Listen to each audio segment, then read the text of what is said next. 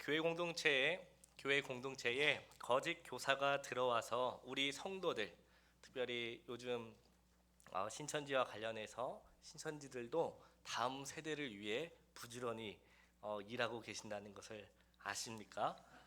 그래서 제가 그 현대전기에 나온 걸 봤는데, 그들도 우리 아이들을 통해서 그 아이들을 전도해서 그 가정을 이렇게 데리고 오려고 나름 일한다는 사실을 살펴보았습니다.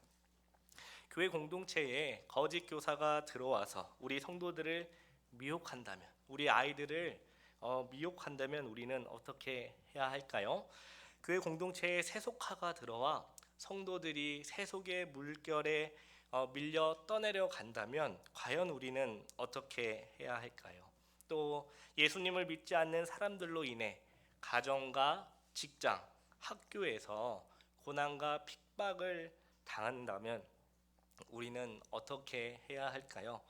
오늘 말씀은 우리가 믿는 도리를 굳게 잡으라고 합니다. 여기서 우리가 믿는 도리란 우리가 믿음으로 고백하는 신앙 고백이라고 할 수 있습니다.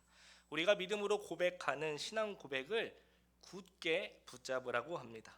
초대교회 당시 교회 안에 잘못된 가르침이 들어와서 많은 성도들을 미혹했습니다. 초대교회가 자주 맞이했던 잘못된 가르침 중에 하나는 천사에 관한 가르침이었는데요. 우리가 하나님께 나아갈 때 누구를 통해서 나아갑니까?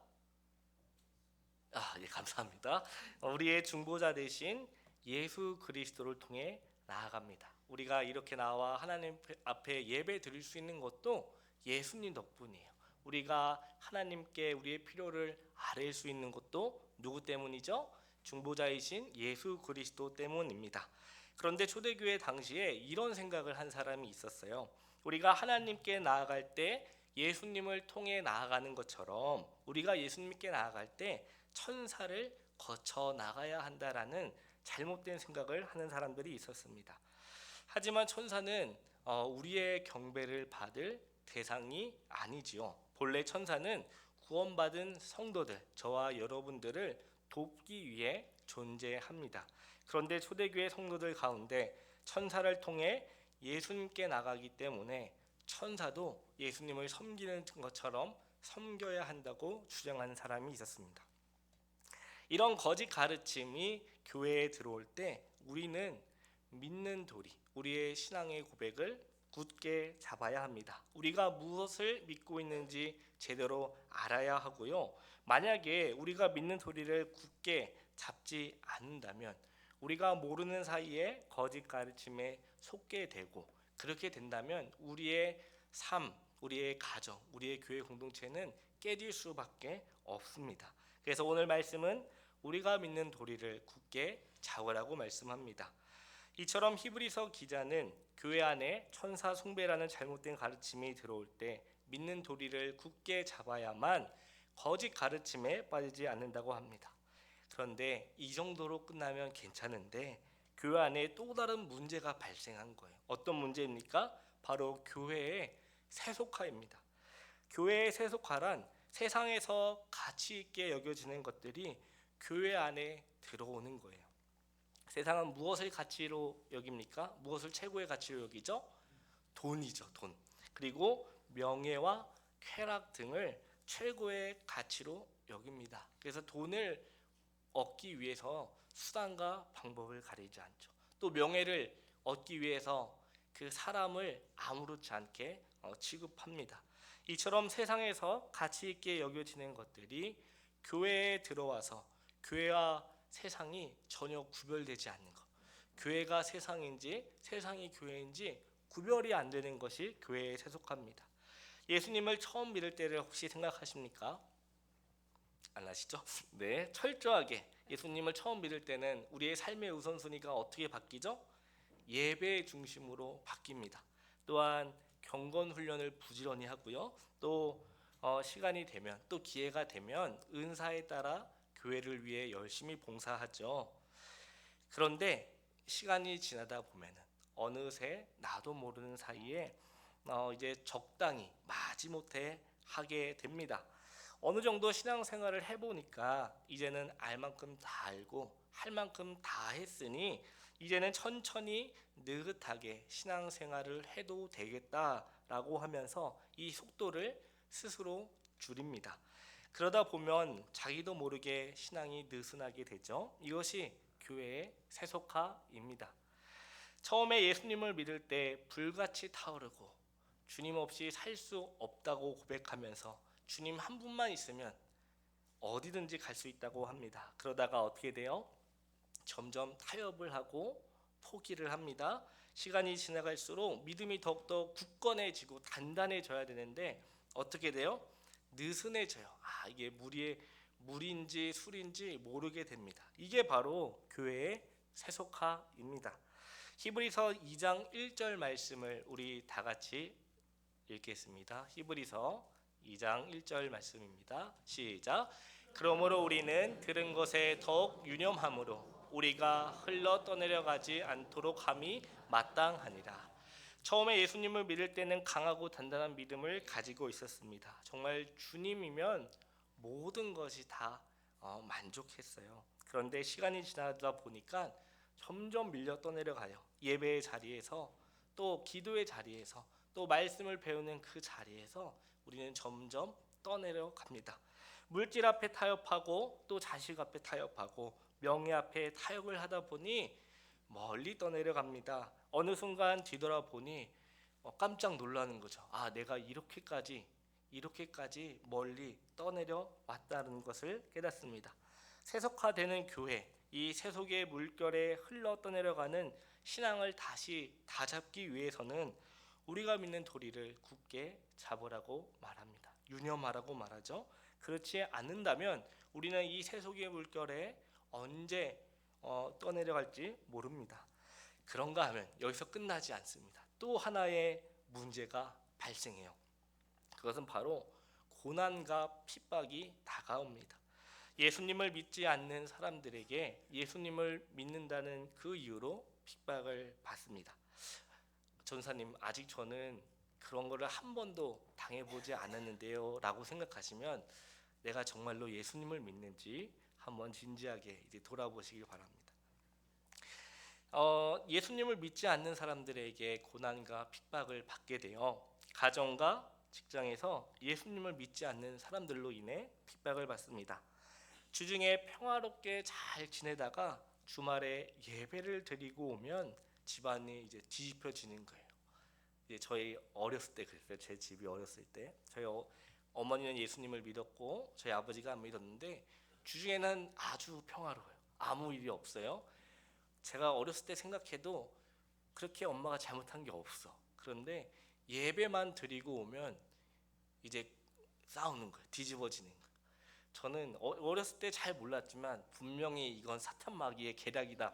그 어렸을 때 그 정도 그렇게 생각할 만큼 이해가 안 되는 거예요. 맨날 싸우면 이해를 하잖아요. 우리 집은 맨날 싸우니까. 그런데 잘 지내다가 예배만 드리고 오면은 뒤집어지는 거예요. 저는 그게 도무지 이해가 되지 않았습니다. 또 회사에서는 어떻게 돼요? 예수님을 믿으면 아무래도 회사 생활하는 게 안 하는 사람보다는 쉽지 않지요. 그러다 보니까 승진해서 밀리게 되고요. 또 장사를 하는데 아무래도 예수님을 믿으면 거짓말을 하지 못하지 않습니까? 정직하게 하면은 이 세상엔 바보 취급을 받지요. 그래도 어떻게 해요? 예수님을 믿는데 바르게 해야죠. 그러다 보면 장사가 잘 되지 않습니다. 또 예수님을 믿으면 아주 친한 친구들 사이에 이제 갈등이 생길 때가 있습니다. 왜요? 나는 주일에 예배를 드리러 가고 봉사를 해야 되는데 얘는 놀러 가기 바쁜 거예요. 한두 번은 저를 따라옵니다. 그러다가 야 너도 한번 날 따라와서 놀러 가자. 내가 몇 번 예배 드리러 가지 않았느냐? 근데 갈 수 있습니까? 아니요. 그러다 보면 친구 사이도 이렇게 자연스럽게 멀어지게 됩니다. 이 외에 여러 가지 고난과 핍박을 당하다 보니 나도 모르는 사이에 믿음의 도리를 양보하고 내려놓습니다. 왜냐하면 한 번만 눈 감으면 사실 편하거든요. 삶이 편해지거든요. 그걸 알거든요. 그런데 하나님이 불꽃 같은 눈동자로 누구를 보십니까? 우리들을 보신다는 거죠. 이번 주일에 예배를 드리지 못하면 다음에 가면 되지. 오늘 성경을 읽지 못하면 내일 또 읽으면 되지. 결국 이런 고난과 핍박이 다가올 때 그것을 이기지 못하고 양보하고 타협합니다. 고난과 핍박이 다가올 때 오늘 말씀은 우리에게 우리가 믿는 도리를 굳게 잡으라고 합니다. 그래서 교회사를 이렇게 보면은 기독교 교회는 아주 오랜 시절부터 이 믿음의 도리, 신앙 고백을 잘 붙잡기 위해서 많은 노력을 했어요. 하나님의 말씀인 성경이 66권이죠. 이것을 읽고 우리가 믿는지를 알려고 하면 사실 시간이 굉장히 많이 걸립니다. 그래서 초대교회는 이런저런 모양으로 신앙 고백을 만들었어요. 대표적으로 우리가 매주 예배 시간에 다 함께 고백하는 사도신경이 있지요. 그런데 시간이 지나면서 이 이단들도 업그레이드가 되는 거예요.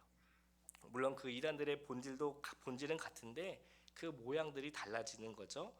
이 이단들과 또 세속화가 교회에 들어오자 사도신경보다 더 확장된 것들을 만들었습니다. 따라서 우리는 신앙 고백을 부지런히 배워야 합니다. 우리가 매주 고백하는 사도신경이나 니케아, 콘스탄티노플, 칼케돈 등 우리 또 오후에 목사님을 통해 배우는 하이델베르크 요리문답 같은 신앙 고백과 신조를 잘 배워서 우리가 믿는 도리를 굳게 잡아야 하죠. 그렇지 않는다면 우리의 신앙이 흐트러지게 됩니다. 우리가 무엇을 믿고 살아가는지 금방 잊어버리는 것이죠. 그래서 초대교회부터 지금까지 건강한 교회일수록 이 신앙 고백을 열심히 배웠어요. 그 신앙 고백을 통해 내가 그리고 우리가 믿는 바가 무엇인지 그리고 믿는 대로 어떻게 살아가야 하는지를 잘 배웠습니다. 그런데 또 이렇게 신앙 고백을 열심히 공부해서 우리가 믿는 도리를 굳게 잡자고 말하면 어떤 교회는 신앙 고백만 공부하는 거예요. 그것만 계속 공부하는 거죠. 그러다 보니까 어떻게 돼요? 정답은 알고 있어요. 그런데 굉장히 사람이 날카로워지는 거예요. 따뜻하지가 않은 거죠. 이게 맞고 저게 틀렸고 막 이렇게 됩니다. 그리고 성경을 읽지 않는 거예요. 신앙 고백을 많이 알고 있는데 정작 성경을 잘 읽지 않아 성경을 잘 모릅니다. 하나님의 말씀이 우리 영혼의 양식이라면 신앙 고백은 일종의 영양제와 같습니다. 우리가 믿어야 하는 신앙의 내용을 압축하여 우리에게 주어진 것이 신앙 고백이죠. 교회 안에 거짓 가르침과 세속화, 고난과 핍박이 다가올 때 신앙 고백을 굳게 잡으면서 동시에 하나님의 말씀인 성경을 부지런히 배우고 암송하고 해야 합니다. 그래서 히브리서가 믿는 도리를 굳게 잡으라고 얘기할 때 우리는 성경의 내용을 굳게 붙잡자. 하나님의 말씀을 굳게 붙잡는 것이 우리가 믿는 도리를 굳게 잡는다는 의미입니다. 자, 그렇다면 우리가 믿는 도리를 굳게 잡을 때 우리가 굳게 잡아야 할 믿음의 내용은 무엇일까요? 자, 우리 친구들이 벌써부터 기절하려고 하는데 자, 우리 히브리서 4장 14절 말씀 우리 큰 목소리로 같이 한번 읽어볼까요? 자, 앞에 보이죠? 자, 시작. 그러므로 우리에게 큰 대제사장이 계시니 승천하시니 곧 하나님의 아들 예수시라. 우리가 믿는 도리를 굳게 잡을지어다. 아멘. 첫 번째로 우리가 굳게 붙잡아야 할 내용은 대제사장이신 예수님입니다. 우리가 예수님을 믿을 때 반드시 고백해야 하는 내용은 예수님은 우리의 대제사장이시다입니다. 우리가 왜 대제사장이신 예수님을 믿어야 할까요? 구약 시대에는 제사장들이 있었습니다. 그 가운데 이 대제사장은 1년에 한 번 지성소에 들어가서 자기의 죄와 이스라엘 백성의 그 모든 죄를 가지고 들어가 하나님께 사죄하는 일을 했어요. 그래서 대제사장입니다. 일반 제사장들은 평일에도 매일 제사를 드리는데 이 대제사장은 7월 10일 정도 그 대속죄일에 초막절 닷새 전에 대제사장이 자기의 죄와 이스라엘 백성의 죄를 짊어지고 지성소에 들어가 자기의 모든 죄, 이스라엘 모든 백성의 죄를 사죄받는 일을 했습니다. 그런데 히브리서 기자는 예수님을 대제사장이라고 말합니다.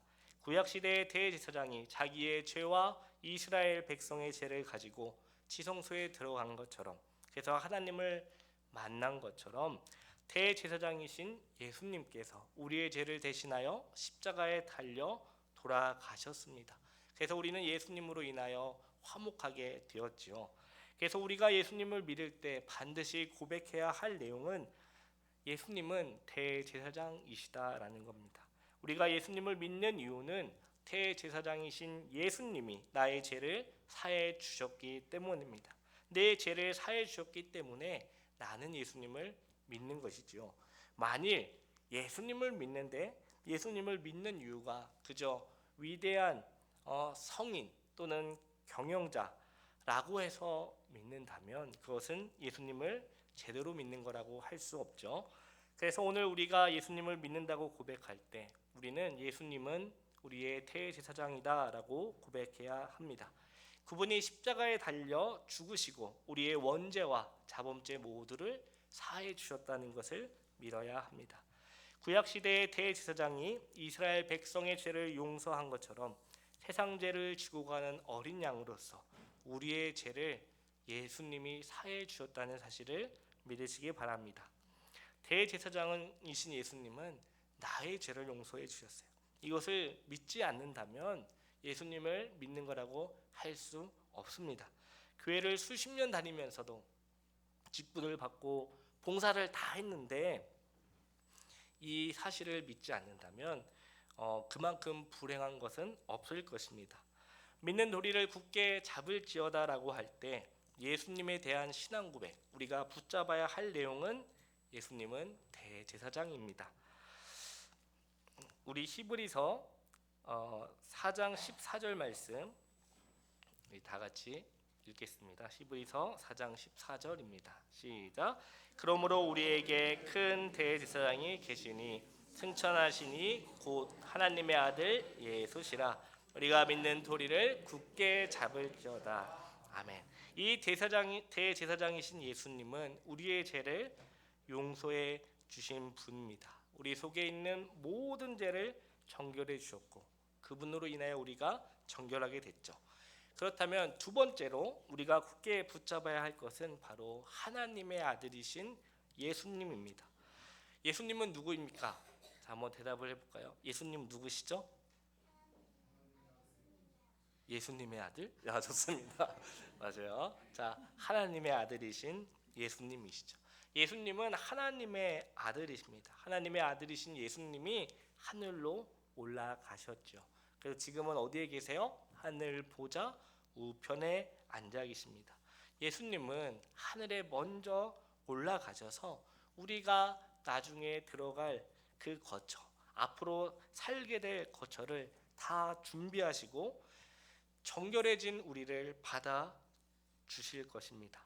하나님의 아들이신 예수님이 하늘로 올라가셔서 기업을 만약에 준비하지 않으셨다면 우리는 들어갈 수 없었을 것이죠. 우리는 하나님의 아들이신 예수님의 공로로 천국에 들어갑니다. 하나님 나라를 이 땅에서 맛보다가 천국에 들어가는 것이죠. 예수님은 대제사장이시기 때문에 우리의 죄를 사해 주셨고 하나님의 아들이기 때문에 우리를 천국에 들어가 맛볼 것을 알게 해 주셨어요. 그래서 우리는 하나님의 기업을 가진 사람이 되었습니다. 하나님 나라를 소유한 사람이 되었다는 말입니다. 하나님 나라에 들어가 하나님의 것을 자유롭게 누리게 되었어요. 누구 때문이에요? 바로 예수님이 하나님의 아들이시라는 사실을 믿는 것 때문입니다. 그래서 우리가 예수님을 믿는다고 할 때 우리는 첫 번째로 예수님은 대제사장이시다. 대제사장이신 예수님이 내 죄를 사해 주셨다. 나의 원죄와 자범죄 모두 사해 주시고 나를 정결하게 하셨다. 두 번째로 예수님은 하나님의 아들이십니다. 하나님의 아들이신 예수님이 하나님 나라의 기업을 우리에게 주십니다. 그래서 우리가 믿는 도리를 굳게 잡을 때 우리의 대속주이신 예수님과 하나님의 기업, 하늘의 기업을 주시는 하나님의 아들이신 예수님을 믿어야 합니다. 자, 그렇다면 우리가 믿는 도리를 굳게 잡으면 대제사장이신 예수님과 하나님의 아들이신 예수님, 이 믿는 도리를 굳게 잡으면 우리에게 어떤 유익이 있을까요? 우리 히브리서 4장 15절 말씀 다 같이 읽겠습니다. 시작. 우리에게 있는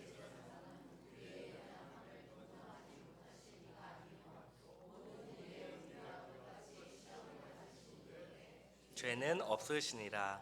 아멘. 예수님은 우리의 연약함을 동정하십니다. 왜냐하면 예수님께서 친히 연약해 보셨기 때문입니다. 우리는 매우 연약해요. 건강과 사업, 자녀로 언제 어려움에 빠질지 모르는 연약함 가운데 있습니다. 지금은 조금 괜찮아 보일지라도 나중에 언제 어떻게 될지 아무도 모르죠. 그런데 예수님은 우리의 그 연약함을 모두 알고 계십니다. 예수님은 성육신 하셔서 말구 위에 태어나셨습니다. 예수님은요 실제로 굶어 보시고 목말라 하시고 고난을 당하셨어요. 고난의 절정인 십자가에 못 박히시고 죽음에서 부활하셨습니다. 따라서 우리에게 참된 위로를 주실 수 있습니다. 우리가 믿는 도리를 굳게 잡을 때 예수님은 나를 알아주신다는 사실을 기억하시기 바랍니다. 그분이 우리 곁에 오셔서 나를 동정해 주세요. 이것이 바로 우리가 믿는 도리를 굳게 잡는 사람이 누리는 은혜입니다. 히브리서 4장 16절 말씀은 제가 읽겠습니다. 그러므로 우리는 긍휼하심을 받고 때를 따라 돕는 은혜를 얻기 위하여 은혜의 보좌 앞에 담대히 나아갈 것이니라. 우리가 믿는 도리를 굳게 잡을 때 은혜가 주어집니다. 그런데 이 은혜는 때를 따라 옵니다. 아주 적시에 온다라는 것이죠. 예수님을 대제사장이요 하나님의 아들이라고 믿는 사람에게는 가장 알맞는 그 시점에 하나님의 은혜가 주어진다고 오늘 말씀합니다. 그 은혜를 받기 전까지는 그것이 알맞는 시간인지는 잘 모르는 것 같아요. 그 당시는 너무 힘들다 보니까 정신이 없어요. 그런데 시간이 좀 지나면 무엇을 깨닫습니까? 하나님께서 때에 따라 우리에게 은혜를 베풀어 주다는 사실을 알게 되지요. 그래서 저는 신앙생활을 하다가 살다 보면 힘든 일이 있을 수 있지 않습니까? 어느 때가 가장 부끄럽냐면 분명히 하나님이 저와 함께 하고 계심을 알아요. 하나님이 반드시 복되고 선한 길로 인도하실 거를 알죠. 왜냐면 예전부터 그렇게 해오셨으니까. 그런데 너무 힘들다는 이유로 그때 막 불평하고 막 짜증내고 막 그런 이제 시간 지나서 그런 저 자신을 볼 때 굉장히 부끄럽습니다. 이 멍청아, 지금까지 신앙생활 한 지가 얼만데, 예수님 믿은 지가 얼만데 그때 그거 좀 힘들다고 하나님 저한테 왜 이러십니까?부터 시작해서 막 이렇게 했던 것들을 돌아보면 저만 그렇습니까? 여러분들 도저히 공감이 안 되시나요? 저는 그랬습니다. 그때가 아직 멀었구나, 아직 하나님의 은혜를 온전히 누리기에는 멀었구나를 깨닫습니다. 우리가 기억해야 할 것은 주님은 우리에게 언제나 때에 알맞게 은혜를 주신다는 것입니다. 다만 우리는 철이 없어서 그것을 나중에 깨달을 뿐이지요. 하나님이 주시는 은혜는 때를 따라 돕는 은혜입니다. 우리를 해치거나 망가뜨리는 하나님의 은혜는 없습니다. 언제나 우리를 돕고 우리를 세우며 우리가 다시 믿음의 도리를 붙잡고 담대하게 나아갈 수 있도록 하는 은혜가 바로 하나님이 주시는 은혜입니다. 게다가 이 은혜는 하나님의 은혜의 보좌 앞에서 내려옵니다. 이 땅에 있는 은혜가 아니에요. 이 세상에서 잠깐 주어지는 그러한 것이 아닙니다. 우리가 믿는 도리를 굳게 잡으면 우리 주님께서 적시에 알맞게 이 은혜를 주셔서 우리가 그동안 잘 붙잡고 달려온 것처럼 그 믿음의 경주를 끝까지 할 수 있도록 우리를 인도해 주십니다. 사랑하는 우리 응급 가족 여러분, 우리는 지금 매우 어려운 시대를 살고 있습니다. 마치 마지막 시대, 종말의 시대에 살고 있지요. 그러나 일생에 알 수 없는 어려움이 다가올 때 오늘 말씀은 우리에게 우리가 믿는 도리를 굳게 붙잡으라고 합니다. 때로는 거짓 교사가 교회 안에 들어와서 우리를 잘못된 길로 인도할 수 있고 또 교회 공동체를 흔들 수 있습니다. 또 세속의 물결 속에서 우리가 밀려 떠내려 갈 수도 있지요. 때로는 고난과 핍박 같은 실제 물리적인 그런 압박이 다가와서 우리를 숨막히게 할 수도 있습니다. 그때 우리가 놓치지 말아야 할 것, 우리가 붙잡아야 할 것은 우리가 믿는 도리, 신앙 고백입니다. 우리가 믿는 도리를 굳게 붙잡을 때 반드시 우리 하나님은 우리에게 은혜를 베풀어 주실 겁니다. 천천히 더딘 것 같아 보이지만 하나님의 은혜는 한치의 오차도 없이 적시에 우리에게 주신다는 것을 믿으시기 바랍니다. 다만 우리가 그것을 믿음으로 받고 인내할 줄 알아야 하죠. 믿는 도리를 굳게 잡아서 이 종말의 시대, 마지막 이 말세의 시대에 믿음으로 승리하여 하나님께 영광 돌리는 우리 모두가 되기를 기도합니다. 기도하겠습니다. 사랑과 은혜가 많으신 하나님 아버지 감사합니다. 오늘 우리에게 우리가 믿는 도리를 굳게 잡으라고 말씀해 주심으로 이 거짓 가르침과 또 세속화와 이 고난과 핍박 속에서도 우리가 놓지 않고 끝까지 붙잡아야 할 것이 무엇인지 알려주셔서 감사합니다.